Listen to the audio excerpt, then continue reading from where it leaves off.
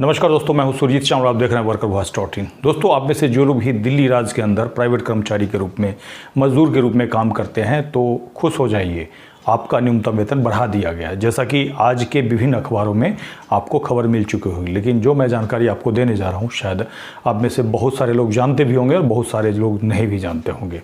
आखिर इस न्यूनतम वेतन बढ़ोतरी से किन किन लोगों को फ़ायदा मिलेगा, कब से फ़ायदा मिलेगा, इन सारी बातों की जानकारी दूंगा और इसके साथ ही अखबार में क्या कहा गया है इसको भी बताऊंगा।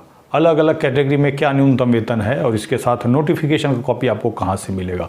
हालांकि अभी तक मैंने चेक किया है, सरकार के वेबसाइट पे नहीं आया है, फिर भी कई मित्रों के द्वारा या फिर सूत्रों के द्वारा कहिए हमारे पास नोटिफिकेशन का कॉपी आ गया है, वो भी मैं आपको देने जा रहा हूँ। तो इसकी जानकारी के लिए हमारे इस वीडियो को पूरा देखेंगे। और अगर आप हमारा वीडियो पहली बार देख रहे हैं तो फेसबुक पे देख रहे हैं तो पेज को लाइक करके जुड़ जाइए और यूट्यूब पे देख रहे हैं तो चैनल को सब्सक्राइब कर लीजिए, ताकि इसी तरह की जानकारी आपको लगातार मिलती रहे। दोस्तों, आपको बता दूं कि पूरे देश के अंदर दिल्ली राज्य का न्यूनतम वेतन सबसे अधिक है, लेकिन आप सेंट्रल स्फीयर का न्यूनतम वेतन देखेंगे तो दिल्ली राज्य से भी ज़्यादा है। अलग अलग कैटेगरी में, अलग अलग शहर में उसको A, B करके C करके बांटा हुआ है, लेकिन दिल्ली राज्य का भी जो न्यूनतम वेतन है उससे थोड़ा सा कम है, 1-2 हज़ार रुपये का फ़र्क है।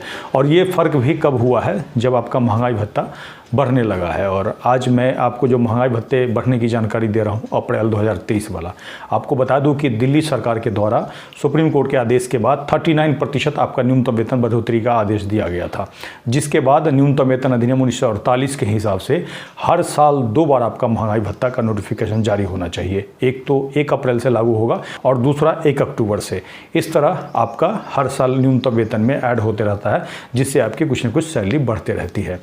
और आप सभी को याद होगा कि पीछे 2 साल पहले दिल्ली सरकार के द्वारा आपका महंगाई भत्ता जब तकरीबन 7-8 महीने तक जारी नहीं किया गया था, उसी दौरान RTA लगाया था। दिल्ली सरकार ने हालांकि मना कर दिया कि ये ज़रूरी प्रावधान नहीं है, लेकिन फिर भी हमने उसको फर्स्ट अपील में ले आकर के साबित किया। उसके बाद उन्होंने 10 या 12 दिन बाद नोटिफिकेशन जारी कर दिया था और उसी समय कहा था कि हमें याद नहीं रहता है, एक बार याद दिला दिया कीजिएगा। तो उस समय से हर बार क्या होता है, जब आपका महंगाई भत्ते का नोटिफिकेशन निकलना रहता है तो आप मुझे याद दिलाते हैं और मैं जाकर के दिल्ली सरकार के अधिकारी को याद दिलाता हूँ।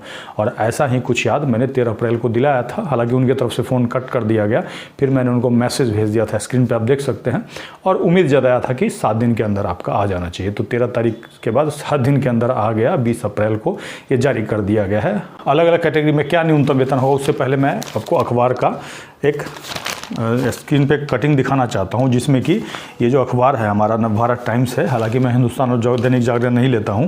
6 महीने में दूसरी बार बढ़ा श्रमिकों का न्यूनतम वेतन, जो कि गलत बात है। श्रम मंत्री ने गुरुवार को आदेश जारी किया। श्रम मंत्री बदल चुके हैं, जिनको नहीं पता उनको बता दूं।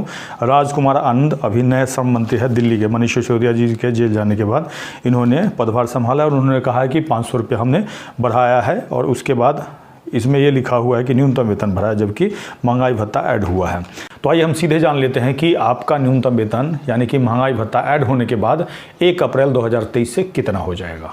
दोस्तों, जैसे हमारे वीडियो के डिस्क्रिप्शन में जाएंगे, आपको हमारे ब्लॉग www.workervoice.in का ये वाला लिंक मिल जाएगा, जिसको क्लिक करते ही हमारे इस वाले पोस्ट पे आ जाएंगे, जिसमें कि हमने पूरी जानकारी दी है और साथ ही स्क्रीनशॉट भी दिया है, जो कि मैसेज मैंने किया था। खैर, ये इसके लिए बता रहा हूँ क्योंकि बिना याद दिलाए हुए सरकार की तरफ से ये जारी नहीं किया जाता है। और आपको बता दूं कि अलग अलग कैटेगरी में आपका 1 अप्रैल 2023 से न्यूनतम वेतन क्या होगा, इस टेबल के माध्यम से हमने बताया है। इसको थोड़ा सा आपको समझने की ज़रूरत है। ये क्लास ऑफ एम्प्लॉयमेंट है, अलग अलग आपका जो स्किल अनस्किल होता है वो है, और उसके बाद यहाँ पे उन्होंने एक क्लास अलग बांट रहा है, उसको भी हमने दिखाया है। और तीसरा जो आपका 1/10/2022 से जो आपका न्यूनतम वेतन और महंगाई भत्ता ऐड करके फिगर था वो यहाँ पे है। उसके बाद 1/4/2023 से इन्होंने कितना आपके पैसे में महंगाई भत्ता को बढ़ाया है, इसमें हमने दिखाया है। और आपका ये मंथली न्यूनतम वेतन है और ये आपका 1 दिन का है। इस तरह से अगर आप देखेंगे, अनस्किल्ड में आते हैं तो मंथली आपका 17,234 रुपया होगा और 1 दिन का 663 रुपया। सेमी स्किल में आते हैं तो 18,993 रुपया मासिक और 1 दिन का 731 रुपया। स्किल के अंदर आते हैं तो 20,903 रुपया मासिक और 1 दिन का 804 रुपया। इसी प्रकार आप क्लर्कियल या सुपरवाइजरी स्टाफ हैं और नॉन मैट्रिकुलेट हैं, यानी कि मैट्रिक पास नहीं है, तो 18,993 रुपया मासिक होगा और 731 रुपया 1 दिन का। इसके बाद मैट्रिक से ज़्यादा आपकी क्वालिफिकेशन और ग्रेजुएट नहीं है तो महीने का 20,903 रुपया और 1 दिन का 804 रुपया। अगर ग्रेजुएट या उससे ऊपर आपकी डिग्री है तो 22,744 रुपया मासिक और 875 रुपया एक दिन का होगा। अगर इसके नोटिफिकेशन का कॉपी डाउनलोड करना चाहते हैं तो पोस्ट के लास्ट में आएंगे और यहाँ पे क्लिक करके और इस तरह से नोटिफिकेशन का कॉपी दिख जाएगा। लेकिन ध्यान रहे गूगल में लॉगिन रहेंगे तभी जा करके ये यहाँ से डाउनलोड हो पाएगा। दोस्तों, आपने देख लिया कि अलग अलग कैटेगरी में आपका न्यूनतम वेतन बढ़ चुका है और जैसा कि श्रम मंत्री ने बताया था लगभग 500 रुपये के आसपास आपका न्यूनतम वेतन बढ़ा है महंगाई भत्ता ऐड होने के बाद। तो आप एक बार कमेंट्स करके बताइए, आप अलग अलग जिस भी कैटेगरी में दिल्ली के अंदर जहां भी काम कर रहे हैं तो आपके कैटेगरी में एक दिन का न्यूनतम वेतन कितना बढ़ा है, यानी कि कितना महंगाई भत्ता ऐड हुआ है, कमेंट्स करके आप बताइएगा। उसके बाद मैं आपको दो चीज़ बताऊंगा, ध्यान रहे। अगर आप दिल्ली राज्य के अंदर ही सेंट्रल गवर्नमेंट के किसी विभाग में काम करते हैं तो ये वाला न्यूनतम वेतन आपको नहीं मिलेगा। कौन सा मिलेगा? जो कि सेंट्रल स्फेयर का है, जिसके बारे में हाल ही में हमने जानकारी दी है। और आप पूछेंगे कि वो कहाँ हम देख सकते हैं, तो अगर आपने नहीं देखा है तो नीचे वीडियो के डिस्क्रिप्शन में उसका लिंक दे दूंगा और साथ ही मैं आई बटन में भी दे दूंगा, जिसको जाकर के आप देख सकते हैं। उसका न्यूनतम वेतन कहीं अधिक है।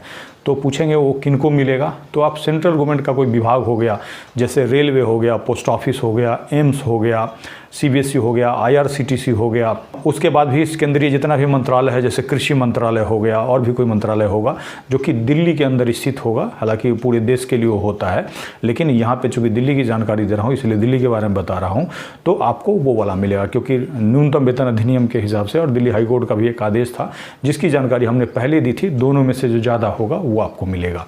ये जो है दिल्ली सरकार के अंदर किसी विभाग में आप कॉन्ट्रैक्ट पे काम करते हैं तो आपको कम से कम इतना मिलना चाहिए। इसके साथ ही अगर कोई होटल में काम कर रहे हैं, कोई शॉप में काम कर रहे हैं, कोई सिनेमा घर में काम कर रहे हैं या किसी भी वाणिज्यिक संस्थान में राज्य सरकार के यानी कि दिल्ली के अंदर काम कर रहे हैं तो अभी जो मैंने बताया है वो मिलेगा। अब जो असल सवाल है ये है कि बहुत सारे लोग कमेंट्स करके ये भी पूछ रहे हैं कि मात्र हमारा इतना पैसा 1 रुपया 2 रुपया 5 रुपया जो भी महंगाई भत्ता है वो बढ़ा है। तो ये क्यों ऐसा हो रहा है पता है आपको? क्योंकि आप चुप हैं, आप चुप हैं, जिसकी वजह से कभी 5 रुपया बढ़ाएंगे, कभी 7 रुपया, कभी 10 रुपया। क्योंकि ये जो न्यूनतम वेतन बढ़ा है पूरे दिल्ली के अंदर, जैसा कि अरविंद केजरीवाल जी ने खुद बताया था कि 50 लाख जो है मजदूर काम करते हैं जो कि न्यूनतम वेतन पे काम करते हैं। और जहाँ तक मेरा अनुमान है या फिर आप लोग जो कमेंट्स करके बताते हैं उससे मुझे यही लगता है कि मुश्किल से 10 या 15% लोगों को ही न्यूनतम वेतन मिलता होगा। बहुत सारे लोग तो ऐसे भी हैं जिनको कि ATM कार्ड भी दे दिया जाता है, उनका खाता भी खोल करके रखा जाता है और क्या होता है खाते में पूरा का पूरा 17,000 18,000 रुपया डाल देते हैं और मालिक क्या करता है उसमें से पैसा निकाल करके उनको 8,000 या 10,000 रुपया दे देता है। कई लोगों को 12-12 घंटा काम कराया जाता है। अब 12 घंटा काम करवा लिया, 18,000 भी सैलरी आपको दिया तो एक तरह से आप देखिएगा तो 9,000 ही सैलरी दे रहा है। तो इस यहाँ पे कहीं ना कहीं हमारी गलती है, हम चुप हैं, अपने अधिकार के प्रति जागरूक नहीं है। हम ये सोचते हैं कि सुरजीत भाई हैं वो फ़ोन कर देंगे, हमारा 6 रुपया 10 रुपया जो भी है आराम से बढ़ जाएगा, कोई दिक्कत नहीं है। बहुत सारे लोग ऐसे भी सोचने वाले हैं। तो ऐसा मैं इसीलिए बता रहा हूँ कि बिना कुछ किए हुए और सरकार की तरफ से एक तरह से खाना पूर्ति किया जा रहा है, जो कहीं ना कहीं आप लोग चुप हैं, उसी का नतीजा है। क्या मैं सही कह रहा हूँ या गलत कर रहा हूँ, अपना विचार आप ज़रूर लिखिएगा। आप इसको डिटेल में पढ़ना चाहते हैं तो आप हमारे ब्लॉग www.workervoice.in पे जा सकते हैं। इसके साथ ही विदा लेता हूँ, जल्द ही एक नई जानकारी के साथ मिलते हैं। धन्यवाद।